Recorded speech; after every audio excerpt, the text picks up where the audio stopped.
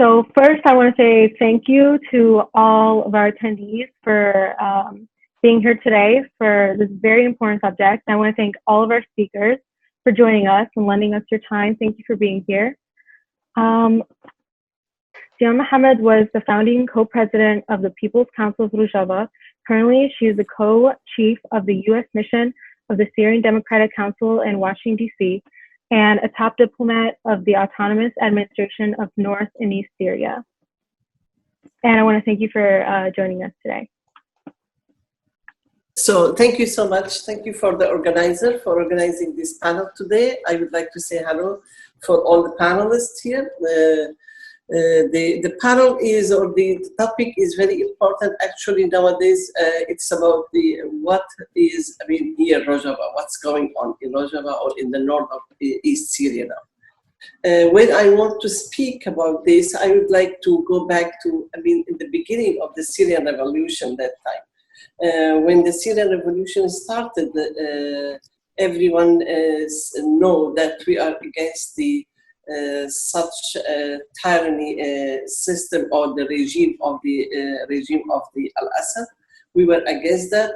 All the Syrian people, they were seeking for the freedom and dignity to live in dignity in all over Syria. So this, the opposition of Syria, in the beginning, they start to call for such things in dignity and freedom. But after a few months, many of them will sacrifice themselves really for this. But after that, many months, this opposition were working for the other agendas, for the regional agendas, actually, let us say. So for that, after 10 years of this revolution, they couldn't reach to the goal they have it, that the dignity, the freedom for the Syrian people. Of course, when I talk about that, I'm not, I would say about the regime that's been bombing and killing in a very brutal way the Syrian people. That's very obvious for that. But unfortunately, this opposition, they couldn't reach to the goal that they were having in the beginning, as they couldn't have a clear vision for the Syrian, the future of Syria, for all the Syrian people. So they couldn't have a clear project for all the Syrian people, the diversity of Syria, so that all the Syrian diversity could see themselves in this project. It was not happened. It became like Islamist project, calling for building a Sharia, because the military group who were that time started after that, they were, most of them, I can say, not if I couldn't say all of them, most of them, they were, Islamists, and this is what happened actually. For that, they couldn't reach the goal they wanted, so I can say here, unfortunately, they failed military and politically. So military, because there are many groups, different groups are there, and all these groups with the ideology of Islamist ideologies, and some of them very radical, some of them little bit less than, but most of them, these groups, they were not in a harmony. They were not united groups as a military groups I'm talking. Because of that, you can see some of them, they were having conflict or fighting each other in Afrin, in Al-Bab, in Jarablus, in many places. It happened. So this is what makes the Syrian people, they lost their trust in these groups. And if I come to our region, what happened to our region in the beginning of this Syrian revolution, we started at the Kurds of Rojava at that time to organize our people there. But when we see that our region, it is not only pure Kurds, so we have the other diversities. It is actually pluralistic. In Syria, we have the pluralism in all over Syria. And our region, it was a model for this pluralistic. Let us say we can have the Kurdish people there, the Arabs people, the Syriac, the Assyrian, Armenian, and all these groups. So when we can find that time, we can see in the other part of Syria, some people been killing each other there for the ethnicities, for the religious, identity in our region. We could avoid this civil war in our region.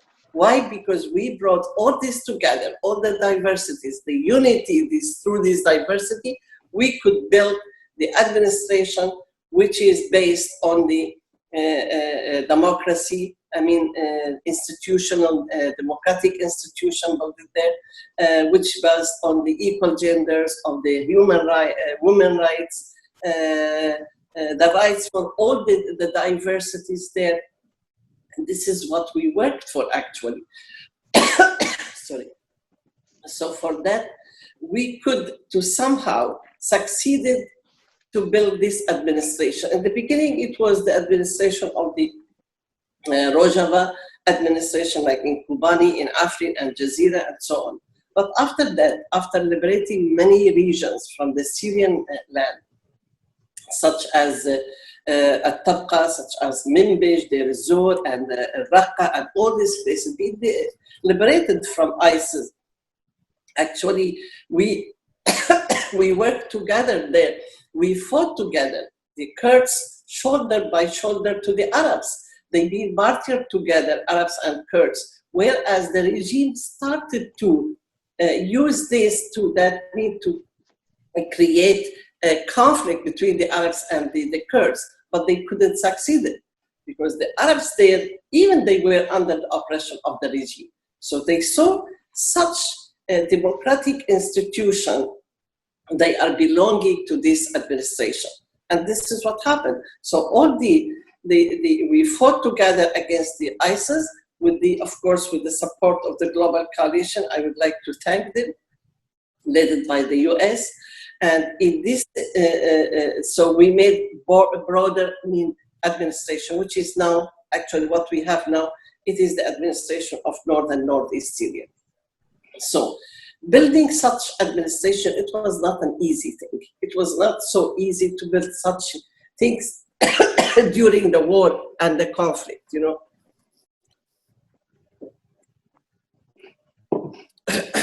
So we have a lot of challenges there, but we could overcome many of them. Some of them, as I said, ISIS, the terrorist groups, and some of them the others, some other group who invaded our region with the help of of course, who is facilitating to come to our region and crossing the border was Turkey, one of them. So all this happened, all our administration working together, administrating this region together, as well as protecting this region together. So in order to have the stability in this region for all this administration, we should have a power or the forces that could protect and defend these people. We have about 4 million people, more than 4 million people living now in the Northeast Syria.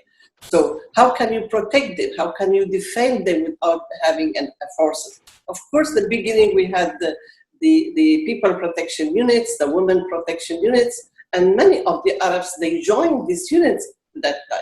In Kobani and in Sadiq Ali in the beginning, we had. But after building the broader administration, we could build also the forces, which is the Syrian Democratic Forces. It's a pluralistic forces. We can see the Arabs, the Kurds, the Syria, all they are defending this land together. We don't have any differences between them. Of course, these forces now, if we look at it, I can say it is the biggest second force in all over Syria. This is what happened now. They could protect the people, they could defend, and they could even defeat the ISIS and the most dangerous terrorist groups in the region. So with these forces now, with the administrative under the social contract, based on the social contract, all the people there, they come together and they agree to administrate the region together. Of course, when I'm talking about this administration, anybody hearing, they will say, oh, it's really very perfect and ideal administration. I know it is not like that. I know that. I don't claim the perfection here. I don't. But we are doing our best to reach or to improve it and develop our administration. Of course, we have many mistakes. Of course, we have many things happen. We are trying to do it. We are trying to improve it. We are trying to do our best in order, with the help, of course, with the international power, with the help of the people there themselves. So this is what we are, working for. And now let us, of course, we have during these 10 years, we have many things happen, unfortunately, which is very sad moment in our history, which is the loss of Afrin.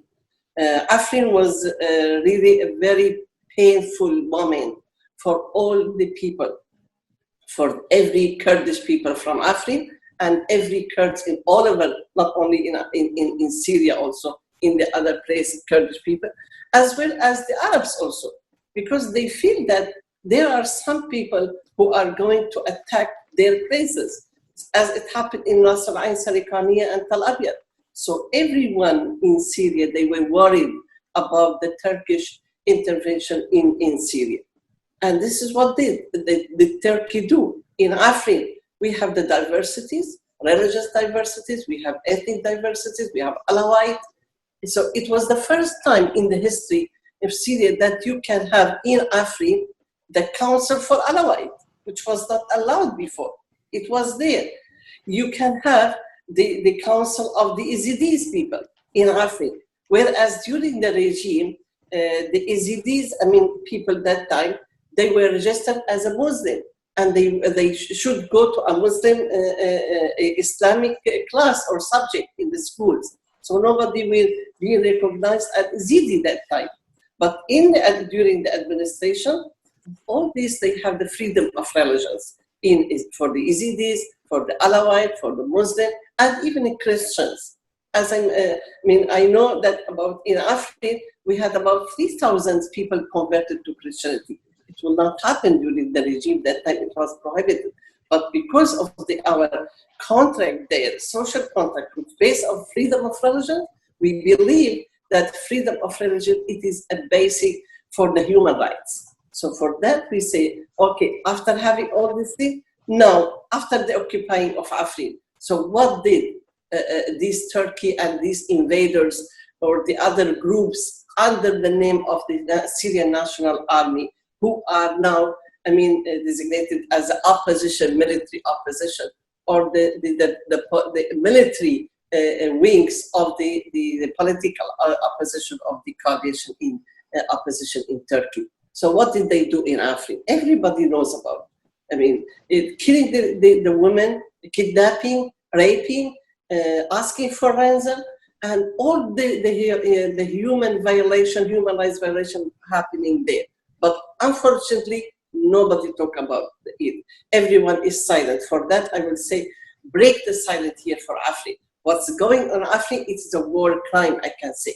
So all the group who are in Afrin must be held the accountability to these crimes which they committed in Afrin, for the people of Afrin. Even they destroyed the environment in Afrin, cutting the trees, burning the forest there, even having destroying all the holy shrines and the holy places for the Yazidis people, and even the churches which was there also being looted there.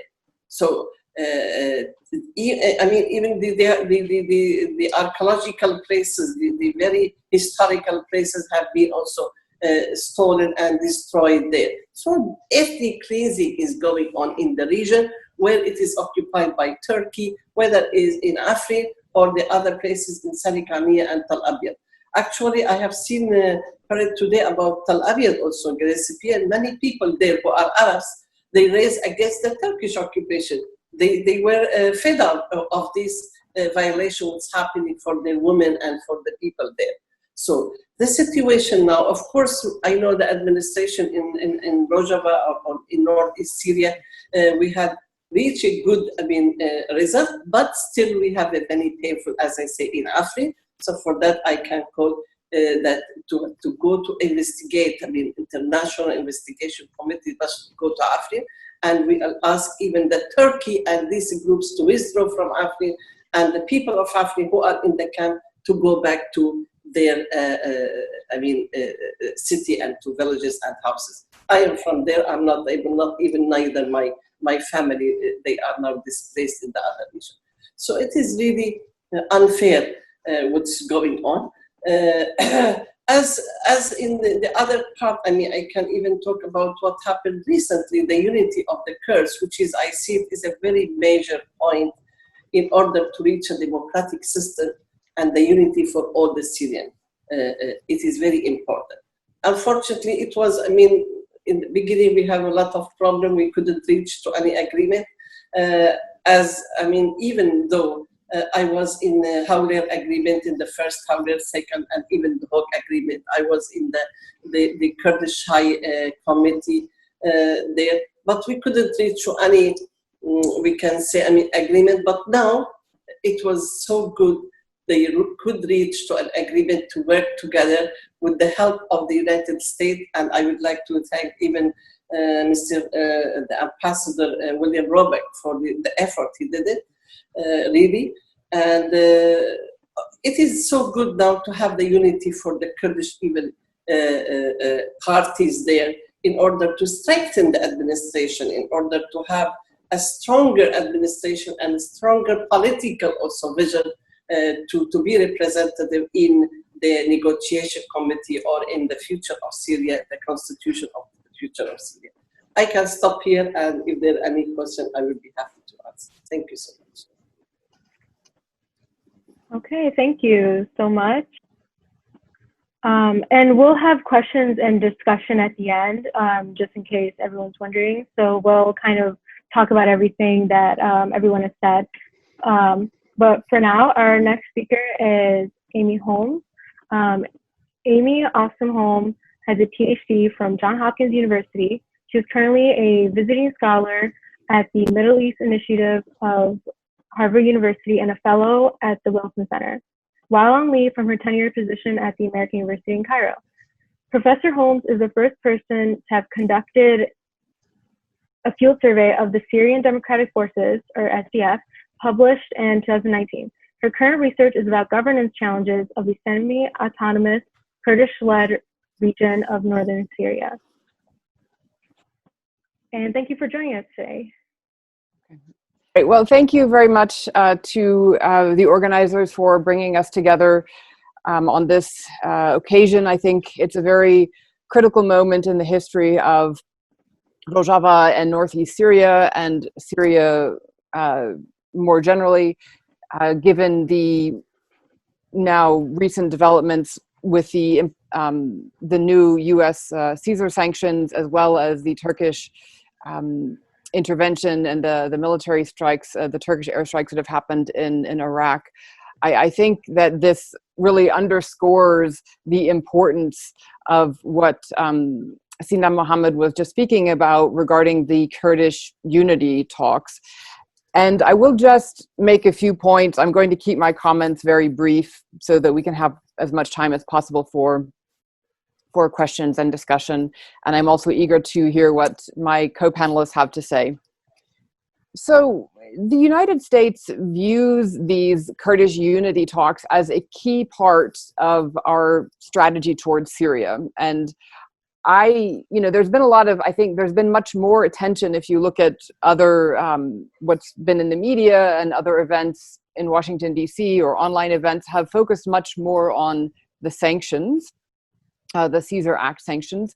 But these Kurdish unity talks are actually a key part of that larger puzzle. And so I think that it's important that we have this discussion today. And so, of course, the U.S. position is that there should be a resolution to the Syrian conflict along the lines of the UN 2254. And so finding, deep and meaningful reconciliation between the different Kurdish political parties is absolutely essential. And that this is why I think it's also important that these talks are happening now. Although they began in April, and so they've been going on for several months already. And as Sinam mentioned, they were headed by Ambassador William Roebuck, who is the senior U.S. ambassador on the ground in northeast Syria. And so under his leadership, as well as the leadership of the different political parties that were involved, I personally was very happy to see that there has been an initial agreement, although this is just the first step. And my understanding is that the KNC has then issued a statement saying that this is an understanding, yet not yet, a full agreement. But I do think that this is a very positive sign, and I hope that these unity talks can succeed, because as an outsider, I think it's very clear that Syrian Kurds have much more in common than what separates you. And so whether it's the persecution or oppression that they suffered under the Ba'ath regime, or the persecution and oppression of the Islamic State, or now the Turkish interventions and aggression along the northern border of Syria. I also believe that these, that these talks are really just a first step. And as I advocated myself in a testimony that I gave on June 10th at the U.S. Commission on International Religious Freedom, in my written comments, which are publicly available online on the website of USERF, I actually advocated that these talks should be expanded to include not just the different Kurdish political parties, but also all of the other diverse constituents in northeast Syria. And I think that's been one of the criticisms of these talks, that, why only include Kurds? And, of course, I think the logic behind this is that these differences between the different Kurdish communities and political parties need to be overcome first. And then a next step could be taken to include the other political parties. There are also divisions and differences of opinion between the different, Syriac, Assyrian, the Christian minority, which is also a diverse minority. Sometimes they're just lumped together as, Christians, but actually they're quite also diverse within and amongst themselves. And so they should also be included, and the different, Arab communities and the Yazidi minority as well. So, but my point is that this is an important first step. And as Sinam also mentioned, this religious diversity, the ethnic diversity, is a key, it's key to sort of understanding this region. But the point of these unity talks is also to really have a push towards more political pluralism and more political diversity, and so to include different political perspectives and opinions in the self-administration of northeast Syria going forward. Now, another recent development that I also think is a positive step is the apology that was issued yesterday by the members of the self-administration and some of the YPG leaders about the Amuda massacre in 2013. There was an apology issued, and my understanding is that there will also be some compensation provided to the victims at that time. And I think this is really also important, because one of the impediments, as I see it, one of the impediments for moving forward into the future is that many people are still haunted by the past, and they're still, traumatized and troubled by past wrongdoings and past grievances. And so it's absolutely necessary to address those past wrongdoings, those previous grievances, in order to move forward into the future.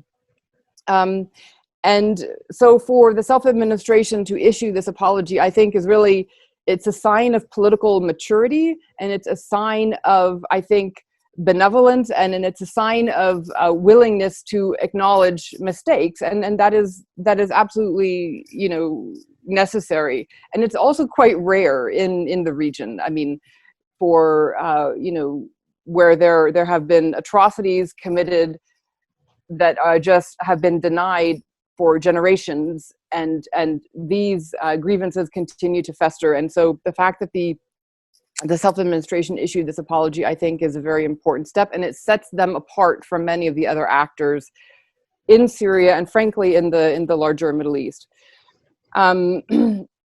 So the next point that I wanted to address is the issue of not just the issue of political pluralism, but also the question regarding the military forces, which I think is a key part of these unity talks. And I think that is something that, you know, in the hopefully in the future talks will be addressed, and that they can find a resolution to this question, because this is also really very essential.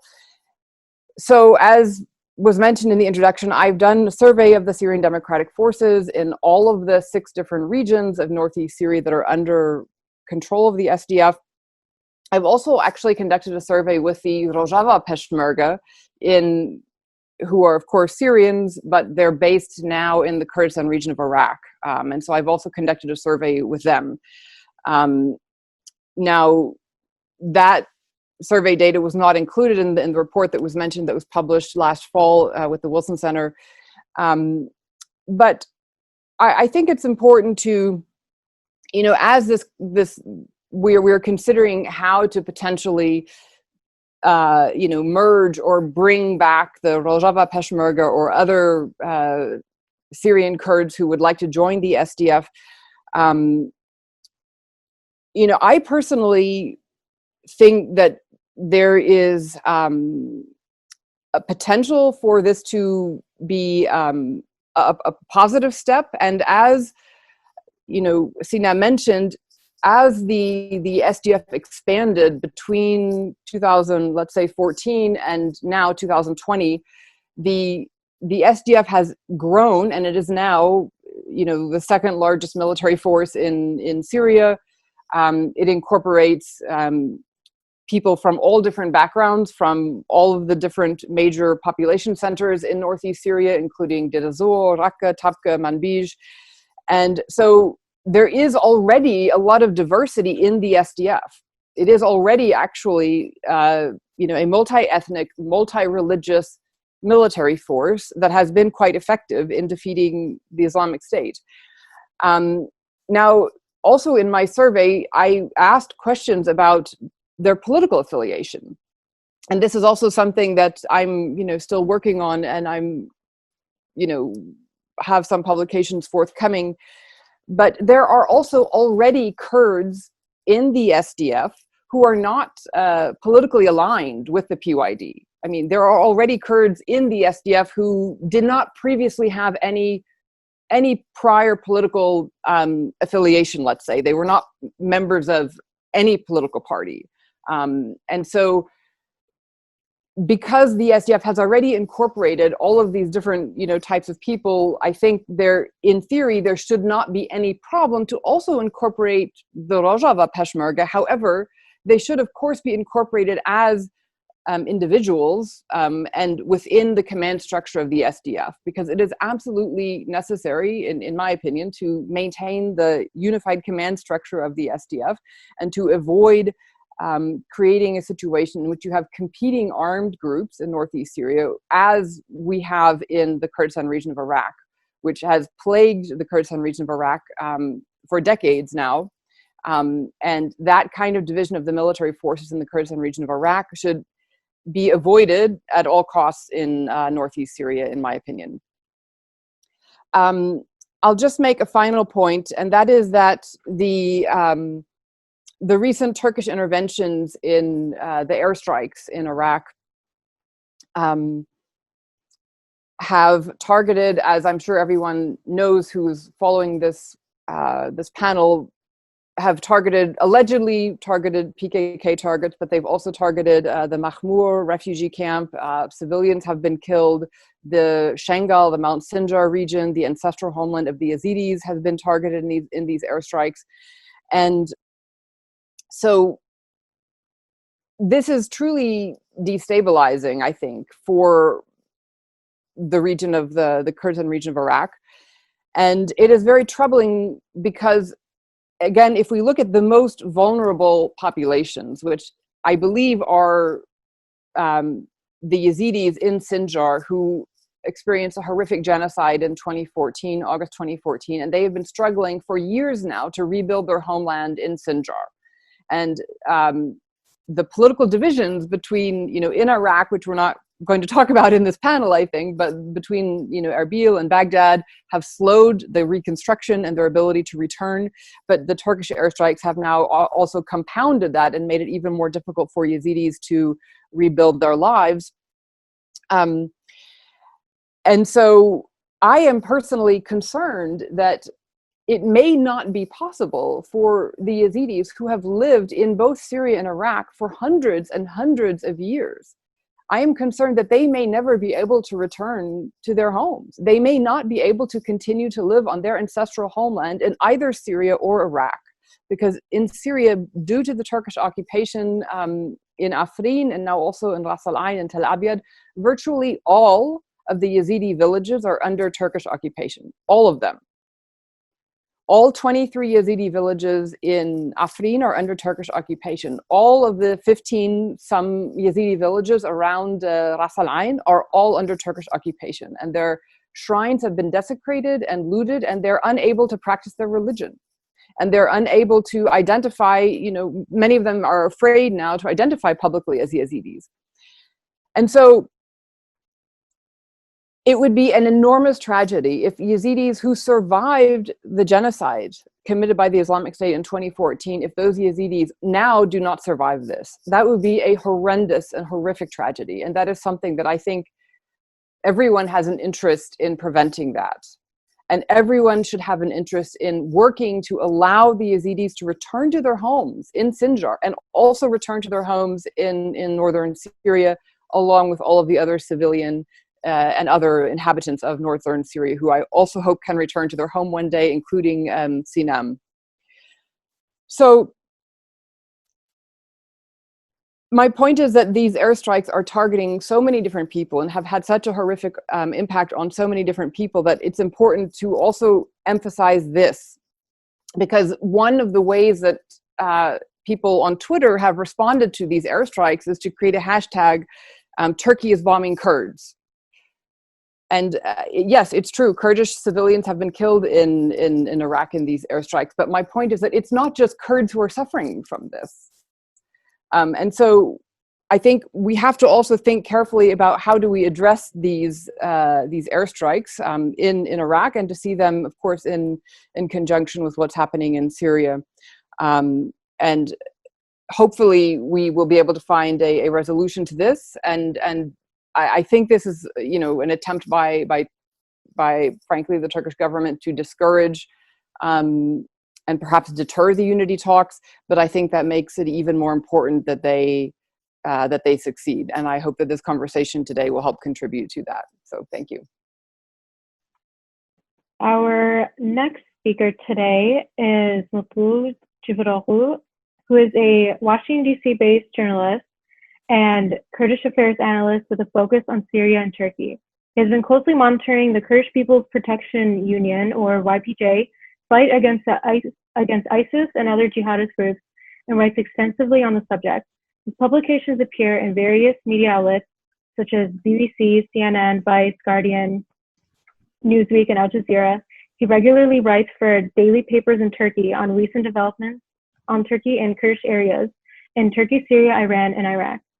Thank you for joining us today.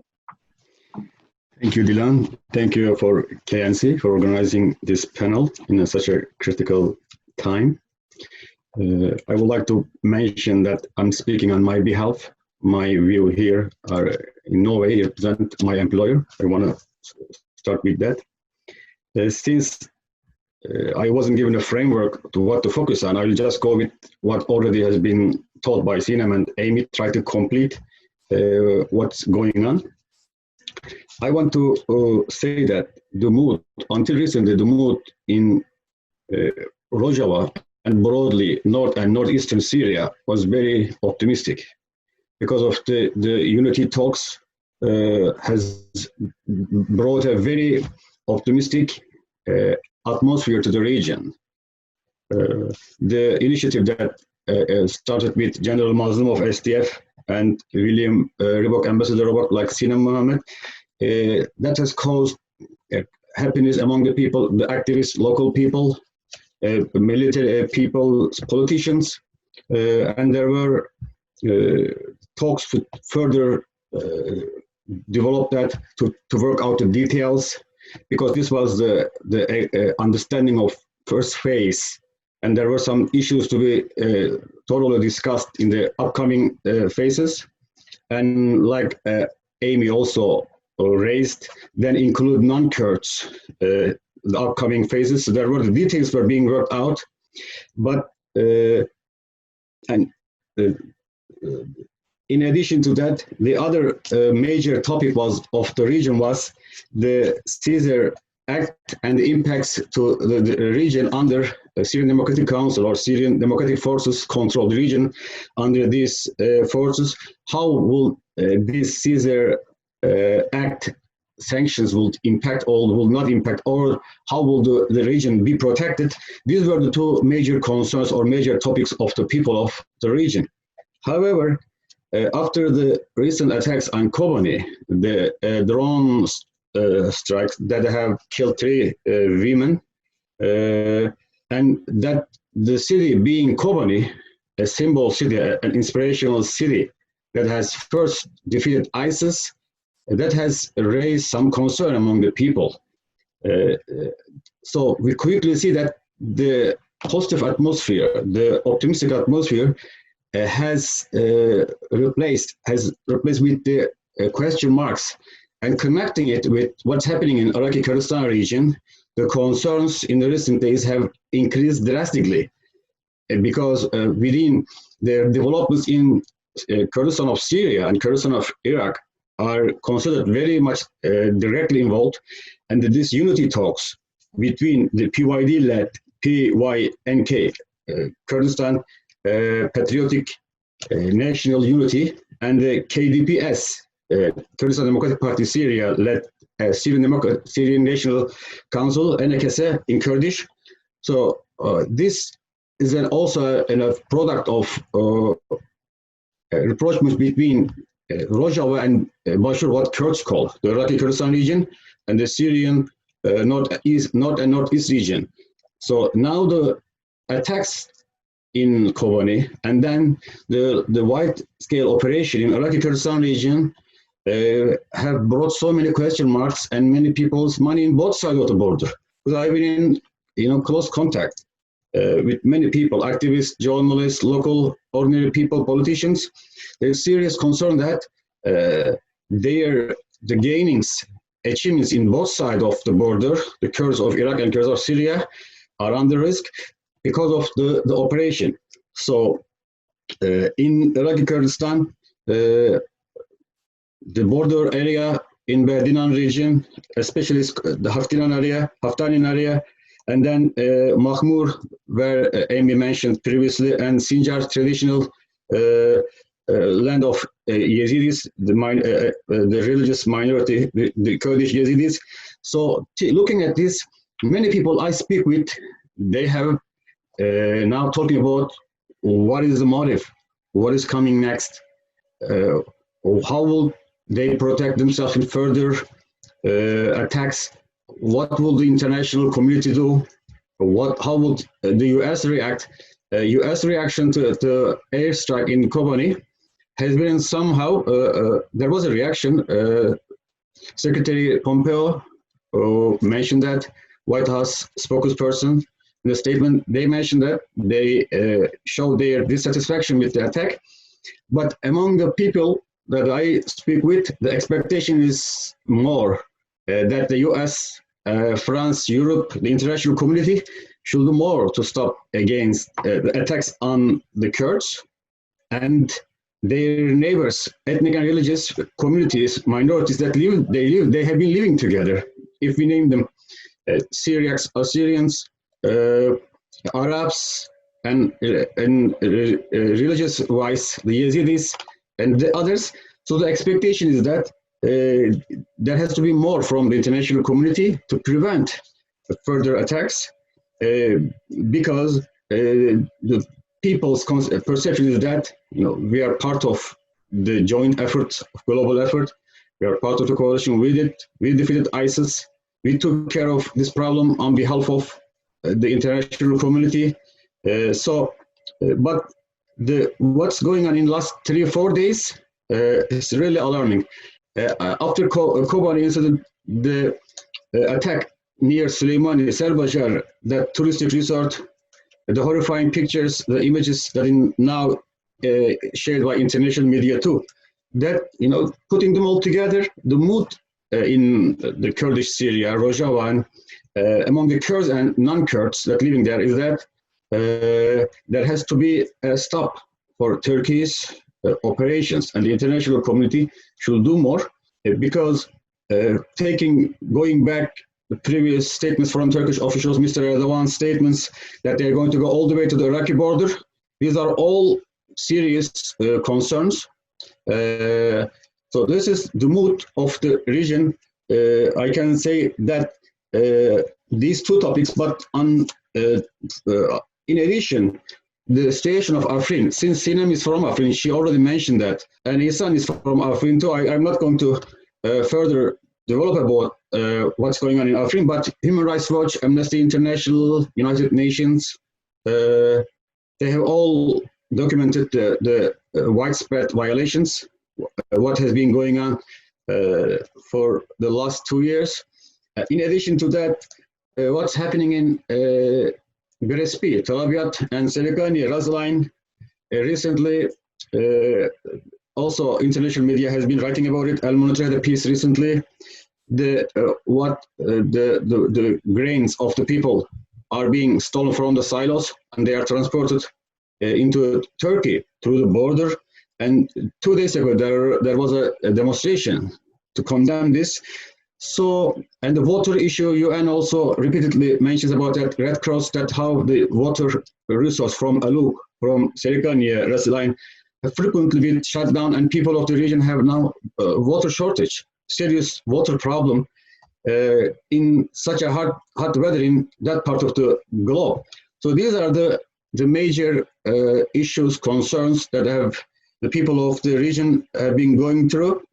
But of course, the region has been home for different ethnic and religious groups. They have been living together. They had a Syrian model.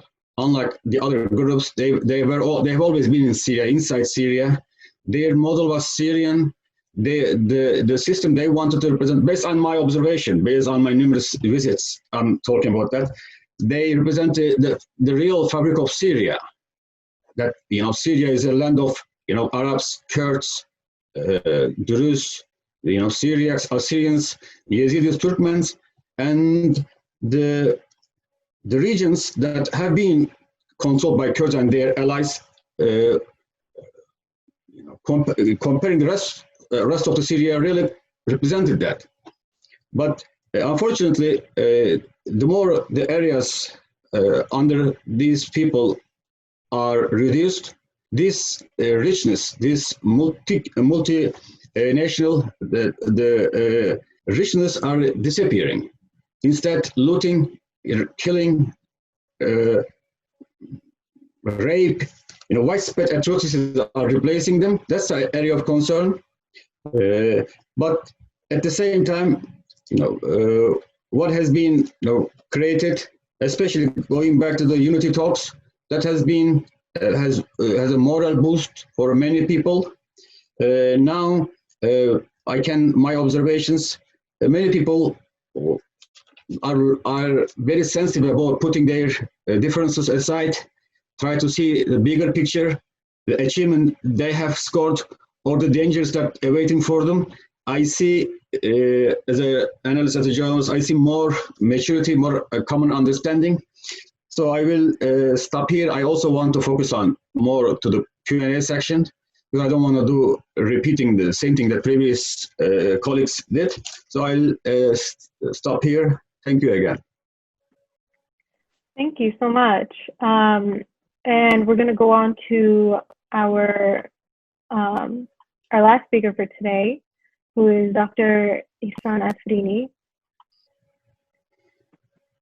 Mutlu Civiroglu was born and raised in western Kurdistan in the city of Efrin. He's a strong advocate for peace in his home region of Rojava. He was the KDP Syria representative to North America from 2008 to 2013. He is currently on the board of Act for Efrin and KNCNA.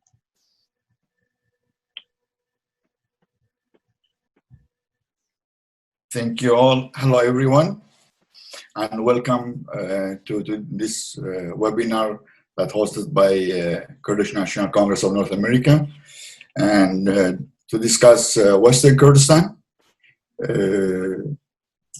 And the unification of these political forces.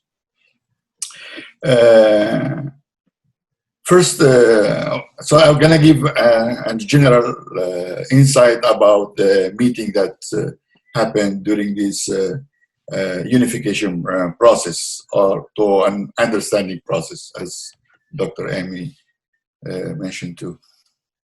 So after several meetings between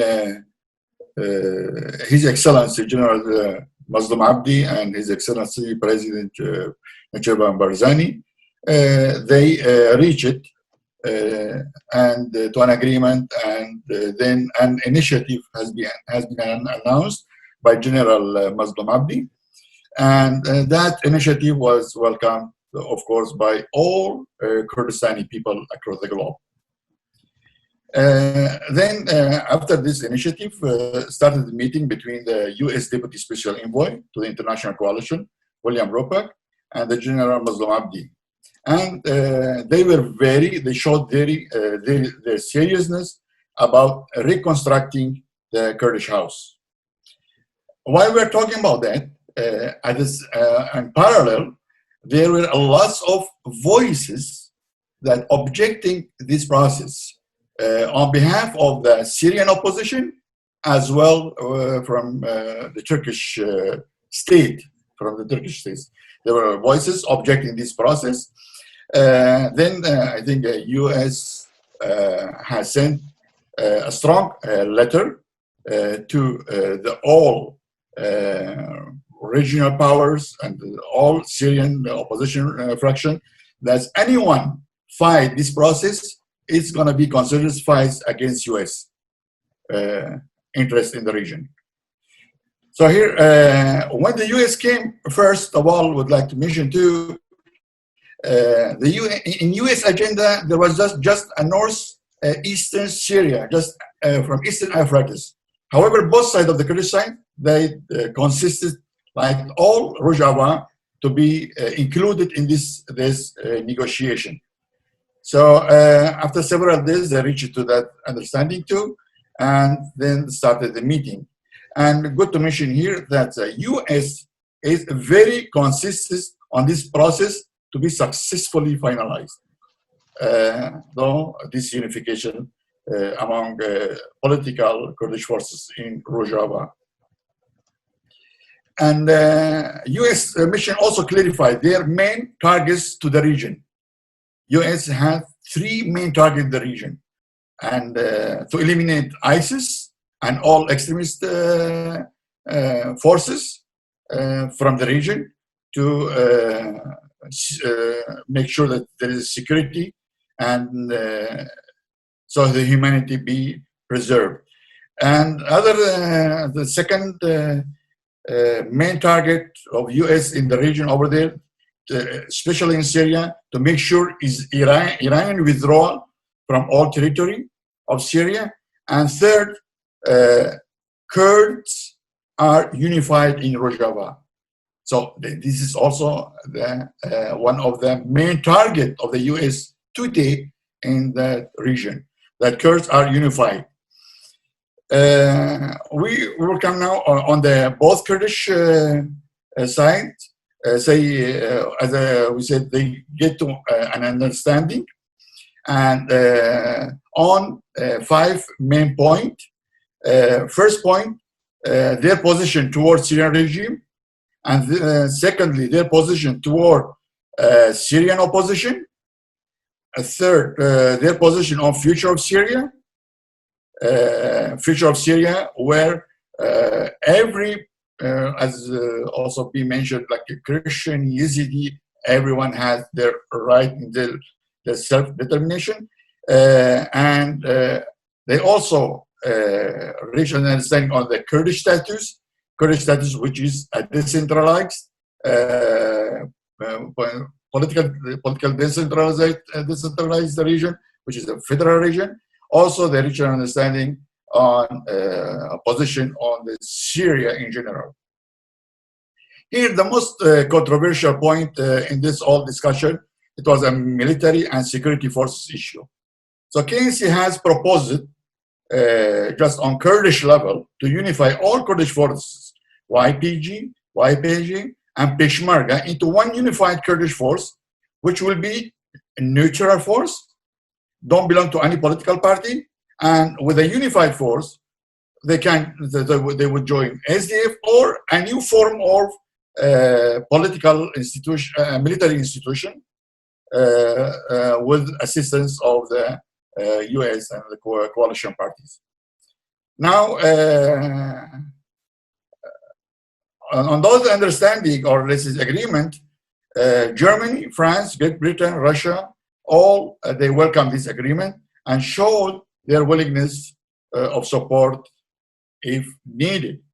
Now here, both sides of the Kurdish side, the KNC, Syria, Kurdish National Council of Syria, and the PYD delivered their concerns first about the instability of Syrian pounds, and they proposed, also suggested to use the use of the US dollar in the market. Also asked friends of the Kurds to help the region with development projects that could help the civilian to survive from this disastrous crisis. Also, regarding the regions being occupied by Turkey, Afrin, Sarikani, Geresipi, and the inhuman treatment by Islamist militia backed by Turkey, such as kidnapping people, asking for ransom, and then raping women and girls of the Kurds. And one of the most important issues also, the brainwashing of the Kurdish children by this extremist idea. Exactly what that is similarly what they were doing ISIS in Raqqa and Mosul, the brainwashing of our Kurdish children, and also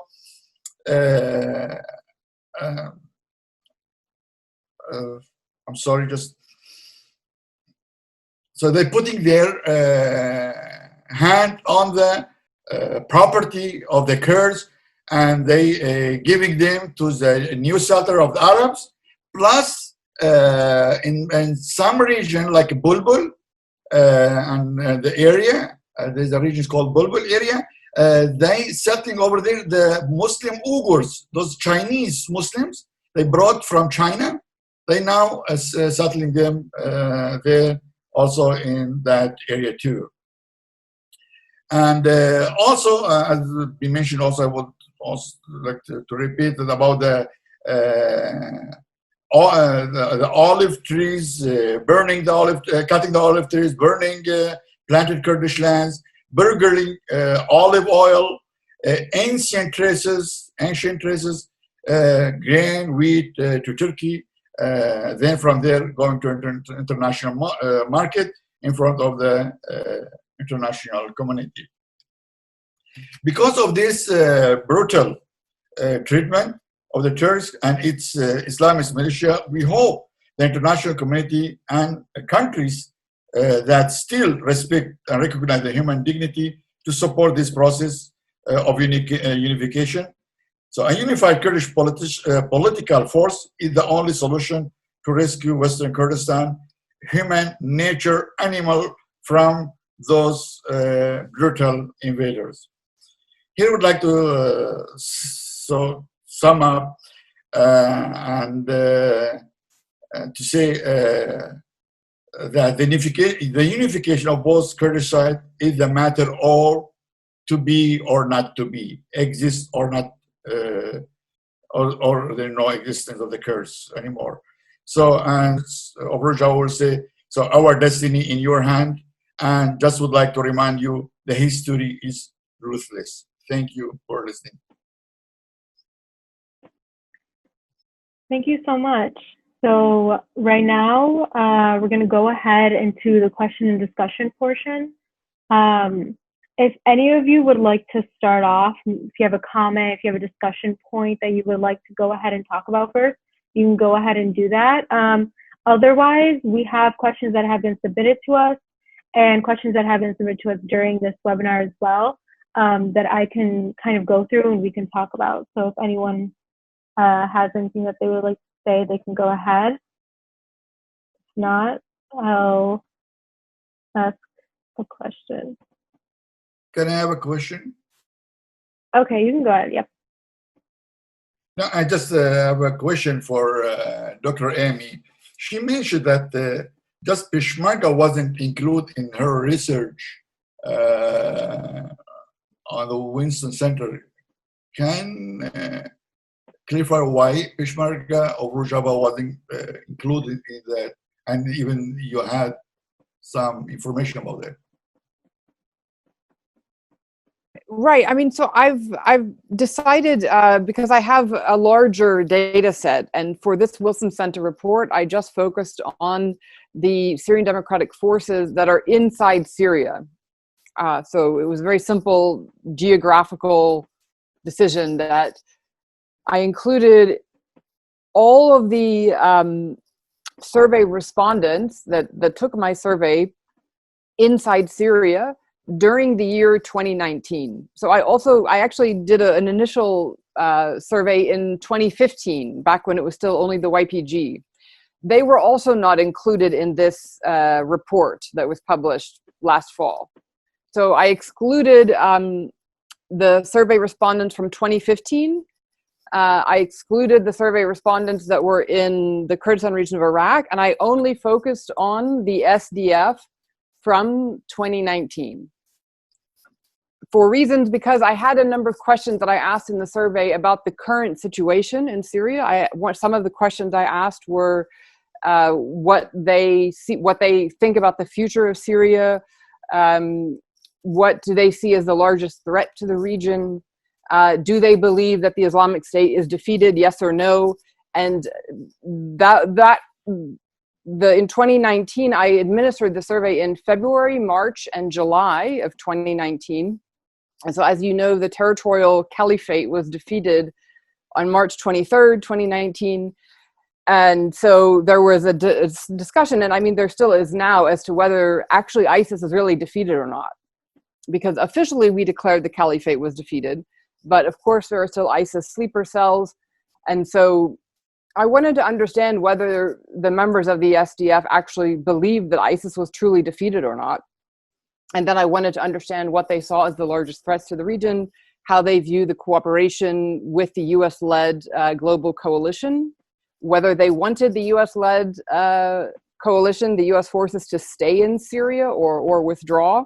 So I asked that question in, again, February, March, and July. So this was before the partial US withdrawal in October. But those were questions that were not on the survey that I did in 2015, for obvious reasons. And they were also not on the survey that I did with the Rojava Peshmerga in Kurdistan. So that's why I didn't include those. So actually that Wilson Center report, it only covers a smaller subset of the larger data. And I plan in the future to publish, the book that I'm writing now will include hopefully all of those data from all of those different survey respondents. And yeah, but so I hope that answers your question. Here we go. Can someone please elaborate about the talks with the Syrian and Russian governments, particularly about military support? For example, what have been the most recent dynamics affecting these relationships and causing them to extend or reduce their ground and air support? Actually, I mean, after the decision of the US to withdraw from the region at the time in October, and the Turkish threat to our region, to Sarikania and to the east of Euphrates, that time we asked the Syrian government or the Russia to come to the region in order to protect it from Turkey and prevent Turkey from invading our region. And we started also to call, even before that, we started to call for the dialogue with the regime in order to reach a solution for the Syrian issue, actually. And we were open to have a dialogue with all the Syrian, even the government, all with the other Syrian opposition, the democratic opposition. And that we believe the political solution will be the only solution for the Syrian issue. So for that, for the Russia was the part that mediating between the regime and the Syrian regime and between the administration or the SDC and SDF. They start to talk, but unfortunately they couldn't reach to any agreement together as we started in the beginning, and they had some committee to establish some committees in order to discuss about it, but it stopped. And we didn't ask to have any support from the regime of the Assad or Russia. But when, as I mentioned, when it happened that the Turkey invade the region or they threatened us, that time we asked them to come to the region as a part of Syria, and it is the responsibility of the Syrian state to protect the Syrian land from Turkish occupation or invasion. This is what we did. And we noticed many times Turkey sharing the region, but Syrian government didn't do anything. Because actually the Syrian regime, army, it has been 10 years, having this war and this, so they are not so strong in order to defend our region there. Actually, our forces, they are really strong enough to do it, but as a Turkish state with the airplane, as it happened in Afrin, we are not able to face it in that, as even Turkey is a NATO member and have a lot of heavy weapons or, artillery or the planes and whatever is it. So we asked, to have a dialogue with the regime, with the Syrian regime, with the help of the Russia, but unfortunately we couldn't reach to any agreement so far. Okay, if no one has something to add, I'll just go on. Someone has many questions saying, I'm interested to know what is the plan for self-administration in Rojava to support and free Afrin from Turkish occupation?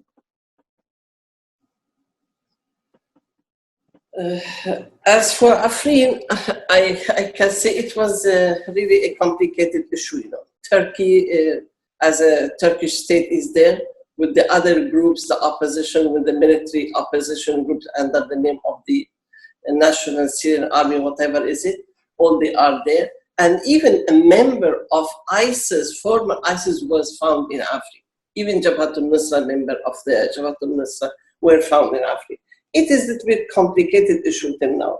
We are trying, we are doing in all our negotiation, either in the diplomatic level here in the US, asking for, free Afrin, ask the people to, asking for the Turkey withdraw from Afrin, and these groups to get out from Afrin, so that the people of Afrin go back to their cities and villages. And as the other also, even the administration there, when they are sitting with the American, with the Europeans there, with the global coalition, all they ask about this Afrin. So Afrin, it is a main issue for us. It is a priority now. How can we make the people of Afrin to go back to their cities and countries, villages? This is very, the priority for us. But still, of course, it needs a lot of, efforts, collective efforts, as well as now, I think now after the unity with the Kurds also, maybe it will be helping more, as the Kurdish National Council also is a part of the, of this, maybe in the negotiation, it will be more powerful to have impact and to influence the main major regional or the international countries or a community to ask to the Turkey to withdraw from Africa. I think we are working on it, as I mentioned, and still there is a lot of efforts, either in the diplomat or inside Rojava, inside Syria. We are working on it. I don't know if Mr. Ihsan, he can say, and Dr. Ihsan can add anything. Thank you so much. No, thank you. I think you gave a full insight. Thank you. Okay, I'm just we actually have a lot of questions submitted. So for anyone who asks questions, we will try to get to as many as we can. So the next question for Amy Holmes, in your research of the SDF in 2019, you show that most of the SDF is composed of Arab soldiers at the time, even though a lot of people consider it to be a Kurdish majority force. How can Kurds be sure that their interests won't be lost due to this shift? So how can Kurds be sure that their interests are not affected by the inclusion of Arabs? Is that the question? Yeah, I believe so. Okay. So there are Arabs and Christians and Yazidis who have been part of the Syrian Democratic Forces from the very beginning. There are some Arabs and Christians, for example, who joined the SDF in 2014 or 2015. Because on my survey, I asked them, what year they were born, where they were born, when they joined the SDF, the month and the year they joined, and a bunch of other questions. And so I can show that there are Arabs, for example, an Arab from Ras Al Ain who joined the SDF in 2015. And he's been a member of the SDF, so now for 5 years, right? And he fought in many battles in Raqqa, in Deir ez-Zor, in Tabqa. So this is someone who is obviously very committed to the Syrian Democratic Forces. And he risked his life, as an Arab from Ras Al Ain, to liberate Raqqa and liberate Deir ez-Zor and also Kobane. Just like there are Kurds from Qamishli who risked their lives to liberate Raqqa and Deir ez-Zor and Tabqa, etc. So this is something that I think is still not fully understood, and why I'm emphasizing this, because it is a multi-ethnic force, and it has been for years, and a multi-religious force with Muslims, Christians, and Yazidis. And one of the things that I think is quite remarkable is that when Turkey invaded in October 2019, and between Ras Al Ain and Tel Abyad, or Girespi and Serikani, many people thought that the SDF would, disintegrate, or that for example, the Arabs in the SDF would defect, that they would go back to the regime of Assad, or that they would join Turkey, or that something like that would happen. But really, nothing like that happened. There was no major, defections within the SDF as a result of the Turkish intervention. And so the SDF has maintained its unity, even in the face of this Turkish aggression and occupation of part of northern Syria, which Arabs and Christians are just as opposed to as Kurds. I mean, Syrian Arabs and Syriac Christians, they also do not want their land occupied by Turkey. And this was something that they would, tell me, over and over again when I was conducting my research in Northeast Syria. And the issue with especially the Syriac and Assyrian and the Armenians, they have their grandparents, many of them, were killed at the time of the Ottoman Empire, at the time of the Armenian genocide and the Seyfo massacre. And so their objection to the Turkish intervention, it's actually related to very, very deep-seated historical grievances that go back 100 years. And so I actually think that what has unified the SDF and all of, if you can say, civilians also in the Northeast, is opposition to the common threat, which was the Islamic State, for almost 5 years between the time the Islamic State emerged in like 2014 until it was defeated as a caliphate in 2019.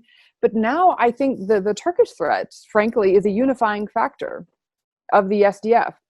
And so I am not actually that concerned about, the fact that you have, I think the diversity of the SDF is a strength. The ethnic and religious diversity and the fact that you have women and men, this makes it stronger. This makes the SDF stronger. And it has withstood, all of the various threats that it has faced. And that is why, again, I have to emphasize that maintaining the unity of the SDF is absolutely essential. And because the SDF has incorporated all of these different people from all of the different tribes in Syria, I believe they could also incorporate Rojava Peshmerga as individuals, not as a competing militia, because the competing Peshmerga forces in the Kurdistan region of Iraq are bad for both Peshmerga.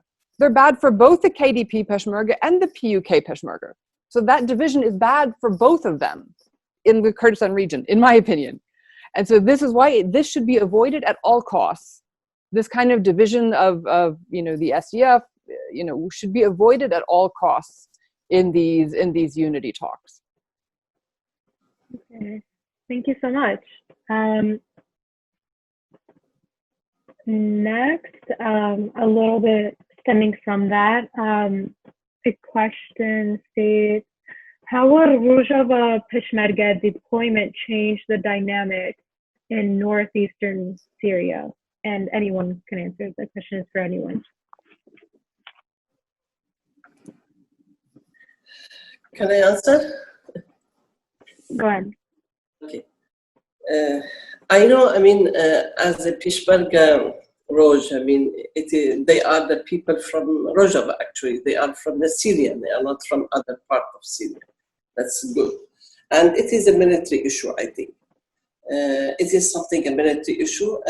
This, I think, will be discussed in the coming phase of the negotiation or the dialogue between the two parts of Kurdish parties in Rojava and in northeast Syria. I think, they are welcome as they are Kurdish Syrian people to come and to be with the SDF. As Dr. Amy, she brought many examples. That's very important to have the SDF as unified forces and to keep this as unified forces. This is very important. We have many examples. Let us say, I don't want to talk a bit about Bashur example, but let us see the other part of Syria, the National Syrian Army. How many groups, military groups, they are there? Did they succeed to achieve anything? No. They fight each other. There are many times they are competing each other because they lost the main goal, And what happened in Afrin between Al-Hamzat and between the Jaish al-Islam, I think it's about some money or something like that. So when we have pluralistic, unified forces, that time you can achieve all the goals you are working for. I think this is also very important. Peshmerga Roj, Syrian Kurdish people, they will be welcome to come and to have their role in defending the land, in defending and protecting Syria, and even to have the role in unifying and preserving the administration there. This is very important, I think. All these things will come after within the negotiation when they come together to the agreement. I think all these things, all the issues will be discussed with both parts there, from even the military sides or political side. As well as, I mean, I can even ask here, even the political people, the political figures of the National Kurdish Council who are living outside, let them come to inside, let them work there. So we need to, if we are working and talking about unity of the Kurds, we need to be there together, to work together, and to unify this. I mean, we are there, the unity of the Kurds, actually, it empowered the administration of Northeast Syria, and I mean, all the administration. It empowered it. It will not be weakened. And this is what should happen.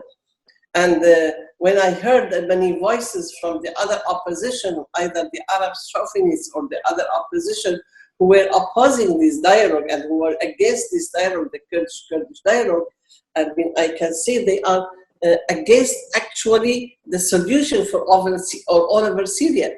As we have the Kurdish dialogue, we will have the Syrian dialogue, we will have the Arab dialogue. Why? We have a lot of differences, different groups in Arabs also who are not who are against each other.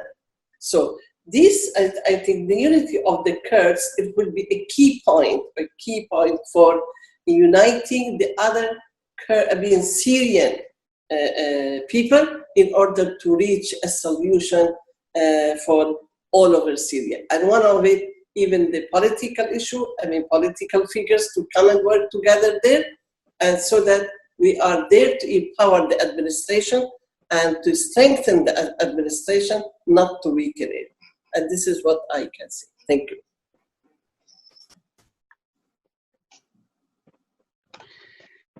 you. Just to add the previous two speakers, one of the major reasons of failure of previous agreements was this point, to avoid having a second force and to avoid the bitter experience of the Iraqi Kurdistan region, what Kurds call Barakuji, the bloodshed of brothers. That was that. And I think there's a general understanding among both sides and generally as among outsiders that SDF is a proven force, is a proven militarily, defeated ISIS repeatedly, also inclusive, like Amy's report shows very clearly, my interaction, my research, certainly there is a significant amount of non-Kurds, there are women in it, so it's very inclusive, it represents the fabric of the previous comment that I did, fabric of Syria, and more importantly, not only the Kurds, the global coalition, the Washington also think that way. My observation, my sources, that they have told the Kurdish sides before that, it has to be SDF, there is no need. So in my view, whatever would come is going to be under SDF. And General Mazlum also has developed a personality, not only a military leader, but also a political, like a wise man. Recently, he has some efforts bringing different components of society. And the recent apology that YPG offered today, officially, is also the initiative of General Mazlum and SDF. So SDF not only has proven to be an effective military force, the partner of the global coalition, but also an inclusive force. I think, especially looking from the Syrian National, Kurdish National Council perspective, there is an understanding that after all these times, there's not going to be a second force. And I don't think they're going to make a problem, comparing to 2 years, 5 years, or 7 years ago. I think SDF is clearly a force, and the SDF's leader, has become a national character, not only among the Kurds of Syria, but Kurds of Iraq, Kurds of Turkey, Kurds of Iran, because he is a well-liked individual. His efforts are appreciated. His sincerity, his efforts are considered sincere by all, people, even the rivals of PYD, what people call PYD, tell them, or now with the current initiative PYNK. So, they might have some kind of different structure. I think this is going to be worked out in the upcoming phases of these talkings, but it certainly will be within SDF, and not only because of the fact that I told about SDF, but also the coalitions and Washington's, Europe's perception is also that there is no need to another force while there is an SDF that has been working very effectively. All right, thank you so much. So we can end off with this last question from someone, and anyone who wants to answer can answer. And they ask, what do you think about the future of Rojava? Do you think it will be independent or autonomous in any way? Let me say something. Now, our project for the Syria, it is like decentralized Syria. Maybe Dr. Ihsan, he said about talking about the federal also. So decentralized Syria, that means you have the administration. So this administration with all the component in the society who are living in such geographic place, they will be working together in order to achieve the administration, which is administrated by all the components. Because if we look at our region, it's a model, reflect the reality of all the diversity of all over Syria. All over Syria, we have the same diversity which we have in our region. So, I mean, we would like to have such all the diversity coming together and working together. We will not be able to deny anyone who is living with us, who is defending shoulder by shoulder, the Arabs, the Kurds, Assyrians, defending this land together. We will not say, oh, I'm having my own administration as a Kurdish only administration and denying the other people who are working with me since 10 years and protecting and being martyr also in order to protect and defend this land. I think we have to work on this. How can we have Syria a decentralized, democratic, decentralized Syria pluralism? This is very important. And as the future of Rojava, we are a part of it. I mean, we are even a part of the Syria and a part of the northeast Syria. So Rojava, if you have a democratic Syria, you will have a democratic Rojava, and you will have even your rights as a Kurdish people, whatever. I need to find the future of Syria, a system which I can find my freedom there, you know, as a Kurdish woman, as a Kurdish people, they have to find themselves in such a system, which we are working for it, as a decentralized system. So here, I mean, I think this is the project we are working on it now, as a decentralization for all over Syria. And even this will come with the other part of Syria, the Syrian people, because they have the same diversity in other parts of Syria. Thank you. Does anyone else have anything to add? Just would like to mention that on the south part of Syria, also now Druze also trying to reach Kurds also about to talk about this decentralization form for the entire Syria. Just an input. Okay, and if no one else has anything to add, we've reached the end of our time for today. I just want to say thank you to everyone who submitted questions. There were a lot of questions submitted, unexpected but great. I tried to get to as many as possible. So thank you to everyone who submitted those and who has attended today. And I want to thank all of our speakers today for being here with us and for lending us your time. Thank you so much. If our president of KNCNA wants to say something, Dr. Ibrahim, if you want to end off.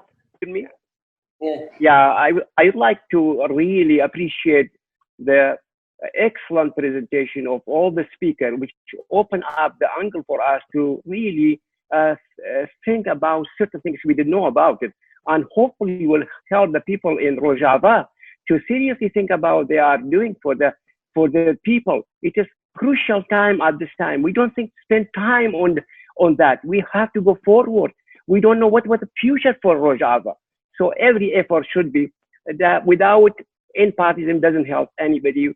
It know that the history showed us. So at least at this time, forget about simple things. this is the future of your people in Rojava. I was late, otherwise I'll ask Amy, what do we expect from United States this time? We've been dropped suddenly many times in Kurdistan, and we appreciate very much our country. United States did a lot for us, but as we saw it in 1975, we saw it last year, basically after defeating the ISIL, suddenly withdraw itself from Rojava and left Rojava at the mercy of big tanks, a big country, NATO country. Who can stand that? So I think still they need the Rojava people. They are the one who were the fighter on the ground. The Syrian government left a long border for Kurds to face the terrorist organization ISIL by themselves. Everybody knows. So I think, I don't know what the United States, hopefully this time, will not leave the Kurds by themselves. Thank you very much for coming. I really appreciate that. On behalf of the board of the directors and all the KNC members, have a good evening.